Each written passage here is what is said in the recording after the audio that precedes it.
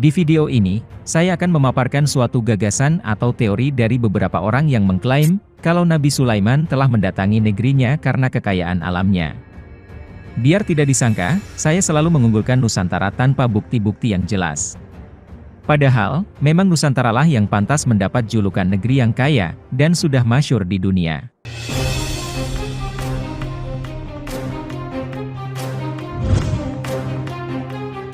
Dalam 3 kitab suci yang berbeda, Solomon atau Sulaiman adalah pemimpin yang sukses menjadikan kerajaannya sebagai negara adidaya yang terkemuka, yang konon katanya berada di Timur Tengah. Tak hanya itu, Sulaiman diketahui mempunyai kekayaan yang sangat berlimpah berupa emas murni. Bahkan konon, jumlah emas dimiliki oleh Sulaiman ini sebanyak 500 ton, atau ditaksir mencapai 60 miliar US dollar. Para ilmuwan dan sejarawan percaya bahwa emas-emas yang terkumpul sebanyak ini datang dari sebagai upeti dari para pulau lainnya yang menjadi bagian wilayah kekuasaan kerajaan Sulaiman. Nah, menurut legenda, ada salah satu upeti besar yang pernah diberikan kepada Raja Sulaiman. Bahkan saking banyaknya, emas-emas tersebut sampai menyelimut suatu pulau. Pulau inilah yang dikenal sebagai Ophir, atau Ophir. Sayangnya, bagi para sejarawan, kitab suci manapun tidak pernah membahas secara terperinci tentang keberadaan Pulau Ophir milik Sulaiman itu, maka dari itu, muncullah banyak teori tentang lokasinya. Teori Afrika. Ada yang menyebut, Ophir ini terletak di benua Afrika. Tome Lopes paling dikenal saat ini, karena menjadi penulis terkenal soal penjelajah Portugis Vasco da Gama, yang pernah menyinggung soal Ophir. Lopes mengusulkan bahwa Ophir adalah nama asli untuk Great Zimbabwe. Selama periode Renaissance, ini adalah pusat utama dari semua perdagangan emas Afrika. Namun, arkeolog telah melakukan penelitian dengan reruntuhan di wilayah ini sampai era abad pertengahan, dan mereka sepakat, tidak mungkin emas itu berasal atau terkait Sulaiman. Teori Spanyol. Sean Kingsley, direktur perusahaan konsultan Wreckwatch, baru-baru ini menerbitkan teorinya di Wreckwatch Magazine, mengemukakan beberapa argumen untuk mendukung gagasan bahwa Raja Sulaiman telah mendanai ekspedisi pertambangan Fenisia ke Spanyol. Argumennya berkisar dari operasi penambangan Fenisia di sepanjang sungai, hingga nama-nama Alkitabiah di daerah yang terkait dengan pertambangan. Orang Fenisia berkembang di seluruh dunia Mediterania antara sekitar 1500 sebelum Masehi dan 300 sebelum Masehi. Berbasis di tempat yang sekarang disebut Lebanon, mereka berlayar ke seluruh Mediterania, mendirikan pemukiman dan jaringan perdagangan hingga Portugal. Kingsley memulai penelitiannya sekitar 10 tahun yang lalu, dan menyatakan, sepertinya Sulaiman bijaksana dalam perencanaan maritimnya. Dia mendanai perjalanan dari Yerusalem, dan membiarkan para pelaut Fenisia mengambil semua risiko di laut. Bagian-bagian dalam Alkitab Ibrani, juga mengacu pada sebuah tempat bernama Tarsis, yang menurut Alkitab memiliki kekayaan mineral yang melimpah. Itu juga tempat Yunus mencoba melarikan diri ketika Tuhan menyuruhnya pergi ke Niniwe, menurut Alkitab Ibrani. Kingsley mengklaim bahwa Tarsis terletak di tempat yang sekarang Spanyol, dan bahwa Sulaiman membiayai perjalanan Fenisia ke daerah itu. Penggalian arkeologi selama abad terakhir telah menemukan sisa-sisa operasi penambangan Fenisia di dekat Sungai Rio Tinto di Spanyol Barat Daya, katanya. Sejumlah lokasi zaman modern di sepanjang sungai Spanyol itu memiliki nama Alkitabiah, seperti Bukit Solomon. Lebih lanjut, ia mengklaim bahwa artefak perak yang ditemukan di Israel memiliki pola isotop timbal, yang menandakan perak tersebut berasal dari Spanyol. Namun, para peneliti yang melakukan analisis tersebut mengatakan kepada Life Science, bahwa perak dari Spanyol tidak tiba di Israel pada zaman Nabi Sulaiman, melainkan setelah pemerintahannya. Dan faktanya, Alkitab mengatakan bahwa Sulaiman mengirim kapal ke timur, bukan ke barat. Teori Sumatera. Dalam kitab Perjanjian Lama, Surat Raja-Raja 1, dikisahkan jika Raja Sulaiman membangun banyak kapal di Ezion Geber, dekat Elot di tepi pantai Laut Kolsom, di negeri Edom. Dengan kapal-kapal itu, Hiram mengirim anak buahnya, yaitu anak-anak kapal yang tahu tentang laut, menyertai anak buah Salomo. Mereka sampai ke Ophir, dan dari sana mereka mengambil 420 talenta emas yang mereka bawa kepada Raja Salomo. Sulaiman mengirim sebuah ekspedisi ke Ophir, bersama dengan awak kapal Abu Hiram, kepala arsitek pembangunan Haikal Sulaiman. Ekspedisi itu pulang dari Ophir, membawa 420 talenta emas. Emas itu langsung diserahkan kepada Sulaiman. Bukan hanya emas, dari Ophir, Abu Hiram yang dalam literatur Kabbalah sering disebut Hiram Abif, juga membawa banyak batu mulia, dan kayu cendana. Di tahun 945 sebelum Masehi, Raja Sulaiman kembali mengirim ekspedisi untuk mencari emas di Ophir. Pertanyaannya, di manakah Ophir? Penulis sebuah buku berbahasa Spanyol yang disebut Colección General de Documentos Relativos menjelaskan metode yang diperlukan untuk menemukan Ophir. Bagian dokumen nomor 98, yang ditulis antara 1519 halaman 22, Ophir dapat ditemukan dengan melakukan perjalanan pertama dari Tanjung Harapan ke India. Dari sana ke Burma, Sumatera, kemudian Maluku, Kalimantan, Sulu, dan terakhir di Tiongkok. Ophir merupakan nama sebuah pegunungan yang terletak di selatan Tapanuli, dekat dengan Pasaman. Puncak pegunungannya dinamakan Talaman, dan puncak lainnya bernama Nilam. Di timur Ophir, terdapat Gunung Amas, yang sampai sekarang dikenal syarat dengan timbal, besi, belerang, dan nikel. Lembah-lembah menghampar di sepanjang Bukit Barisan sejauh 1650 km ini, telah lama dikenal kesuburannya. Lembah ini sambung-menyambung, seolah membuat garis memanjang membelah Pulau Sumatera. Dimulai dari Lembah Semangko di Lampung, menyambung ke Suoh, ke Pahiang, ke Tahun, Kerinci, Muara Labu, Singkarak, Maninjau, Rokan Kiri, Batang Gadis, Angkola, Alas, Tangse, Seulimeum, hingga Banda Aceh. Dikelilingi gunung-gunung api tua, 11 di antaranya masih aktif. Lembah-lembah ini merupakan tempat mengendapnya abu vulkanis yang kaya unsur hara. Air berlimpah dan sebagian terbendung dalam cekungan yang terbentuk akibat gerakan tanah, ataupun karena letusan gunung api purba. Berimpit dengan deretan lembah, mengular sabuk emas, yang memasyurkan Sumatera sebagai Swarna Dwipa. Kata dari bahasa Sanskerta itu, berarti Pulau Emas, seperti tertera dalam prasasti Nalanda yang dipahat pada tahun 860 Masehi.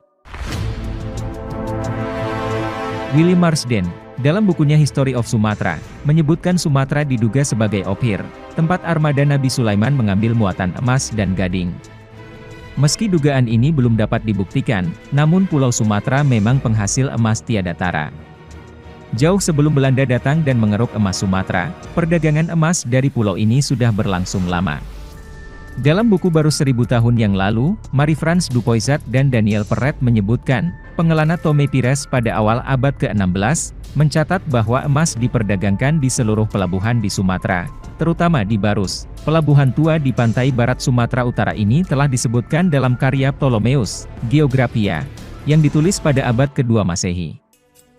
Sebuah sejarah menarik tentang Ophir, mencukil buku karya Colin Jack Hilton berjudul Pencarian untuk Kepulauan Solomon 1567-1838, menceritakan tentang misi pelayaran pelaut Spanyol di bawah pimpinan Kapten Alvaro de Mendana. Percaya bahwa Ophir dimaksud Nabi Sulaiman berada di selatan Pasifik berupa benua Austral luas, seperti dikatakan Marco Polo. Pulau tersebut diduga telah diketahui oleh bangsa Inka Amerika, berdasar investigasi Marco Polo yang menanyakan dari mana asal emas-emas Inka. Pelayaran pelaut Spanyol disemangati oleh keinginan menemukan nama daerah disebut Ophir, seperti ditulis di Alkitab Kisah Raja-Raja. Nama Ophir ditulis bersama Argi, Salakanagara kota Perak oleh Ptolemeus, yang menjadi panduan Marco Polo dalam usaha mencari emas. Namun hingga kini, bangsa Spanyol sia-sia menemukan Ophir dan Argi yang mereka cari, dan armada Alvaro hanya tersesat ke Laut Pasifik, kemudian menamakan kepulauan yang mereka temukan dengan nama Pulau Solomon. Emas Sumatera, terutama ditemukan di kawasan tengah Sumatera di sepanjang Bukit Barisan seperti di Martabe, Bangko, Rawas, Lebong, dan Natal. Minangkabau dianggap sebagai daerah terkaya, sehingga Belanda banyak mendirikan rumah loji di Padang. Menurut Marsden, di daerah Minangkabau saja, terdapat tidak kurang dari 1.200 lokasi tambang emas. Dia mengatakan, sebanyak 283.000 gram sampai 399.600 gram setiap tahun tersimpan di Padang, di pasar bebas, atau di tangan perseorangan. Sementara itu, kira-kira 28.000 gram dipasarkan di Nalabu, di Natal kira-kira sebanyak 23.000 gram, dan di Mukomuko 17.000 gram. TM Van Leeuwen memberikan gambaran lebih komplit soal produksi logam mulia dari Sumatera. Dalam Journal of Geochemical Exploration, edisi ke-50.994, dia memperkirakan, total emas yang dikeruk dari Sumatera sejak eksplorasi Belanda hingga 1994, mencapai 91 ton, dan perak sebanyak 937 ton. Selain mencari kapur barus, para pedagang berbagai negeri juga memburu emas yang banyak diperdagangkan di pelabuhan. Logam mulia ini diduga dibawa dari sungai-sungai yang berhulu di sekitar Bukit Barisan. Menurut mitologi Yunani, Timur Jauh adalah ujung dunia, di mana Adam dan Hawa diturunkan ke bumi. Kitab-kitab kuno mendeskripsikan sorga dengan ciri-ciri, hijau hutannya, banyak buahnya, banyak airnya, banyak binatangnya, dan banyak daratannya. Manusianya tidak tinggi, tidak pendek. Rambutnya tidak keriting, dan tidak pula lurus. Kulit tidak hitam, tidak pula putih. Hidung tidak mancung, tidak pula pesek. Mata tidak besar, tidak pula sipit. Jika kita sedikit menerawang, tanpa bekal pengetahuan yang luas, bisa dibayangkan, kawasan yang disebut-sebut sebagai sorga itu, tentulah kawasan kepulauan dan berada di Khatulistiwa ini. Deskripsi kitab-kitab kuno itulah, yang membuat para pengelana terobsesi berlayar ke arah matahari terbit untuk menemukannya. Berita mengenai Pulau Emas, sudah sampai ke Eropa melalui cerita-cerita para pelaut Arab. Penyair Portugis yang terkenal, Luís de Camões, sampai menulis sebuah puisi epik Os Lusíadas tentang Gunung Ophir di Pasaman yang kaya emas, yang diperdagangkan oleh penduduk lokal dengan orang asing. Sebuah batu bertuliskan huruf Hindi yang berasal dari peradaban Hindu-Buddha dari Kerajaan Sriwijaya dan Melayu menceritakan, bahwa Sultan Sungai Emas, mengekspor emasnya ke hilir melalui Sungai Indragiri dan Siak yang mengalir dari Tanah Tinggi Sumatera Barat, ke pantai barat Sumatera. Melalui perjanjian Painan pada tahun 1662, VOC mendapat konsesi untuk berdagang di pantai barat Sumatera. VOC mulai mengeksploitasi kandungan emas salida pada tahun 1669, semasa jabatan Komander VOC ketiga untuk Pos Padang, Jacob Joris Zonpit. Dua ahli tambang pertama yang didatangkan ke Salida, bernama Nicholas Friedrich Fischer dan Johann de Graaf yang berasal dari Hongaria. Selama 150 tahun beroperasinya, tambang Salida tidak banyak yang diketahui orang, sampai kemudian Verbeek menerbitkan bukunya, Nota over de Verrichtingen der Oost-Indische Compagnie bij de Ontginning der Goud en Zilveraders te Salida op Sumatera's Westkust, catatan tentang tindakan VOC mulai menggarap sumber emas dan perak di Salida, Sumatera Barat. Ada keyakinan masyarakat, bahwa sekitar pegunungan Bukit Barisan, masih banyaknya gunung emas yang tersimpan secara mistis, yang akan terbuka saat bila tiba waktunya, semisal Gunung Padang dan Gunung Dempo. Deposit kandungan emas Sumatera, jauh lebih besar dari volume emas Freeport Papua. Tak banyak yang mengetahui hal ini, kecuali ia orang yang berhati bersih dan mendapat petunjuknya. Banyak ilmuwan dan orang asing yang meriset hal ini, tetapi mereka hanya dapat menjejaknya melalui foto satelit saja, namun belum berhasil menemukannya di darat. Emas di Lampung dan Bengkulu, kini sedang dirayah oleh beberapa kelompok pengusaha secara diam-diam.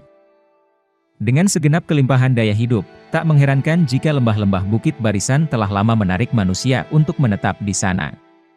Jejak peradaban kebudayaan batu besar atau megalitikum yang tersebar luas di sepanjang lembah ini, menjadi bukti bahwa manusia purba telah bermukim di sana. Di wilayah tersebut, telah ditemukan 21 megalitik berbentuk silinder, serta 1 buah megalitik berbentuk bulat. Selain itu, ditemukan juga 6 kompleks kubur tempayan. Menurut Budi Wiana, arkeolog dari Balai Arkeologi Palembang, tradisi megalitik yang ditemukan di kawasan ini sangat lengkap, mulai dari dolmen, menhir, arca menhir, teras berundak, lumpang batu, batu dakon, dan batu datar. Berbagai peninggalan megalitik ini, membuktikan bahwa kawasan itu telah dihuni manusia sejak lebih dari 2.500 tahun sebelum Masehi. Buktinya, tahun 2500 sebelum Masehi, Barus, sebuah perkampungan kecil di pesisir barat Sumatera Tengah, telah dikenal hingga ke Mesir. Kerajaan Mesir kuno melakukan kontak dagang dengan Barus untuk membeli kapur wangi Barus sebagai bahan dasar proses pembalseman mumi para raja Firaun.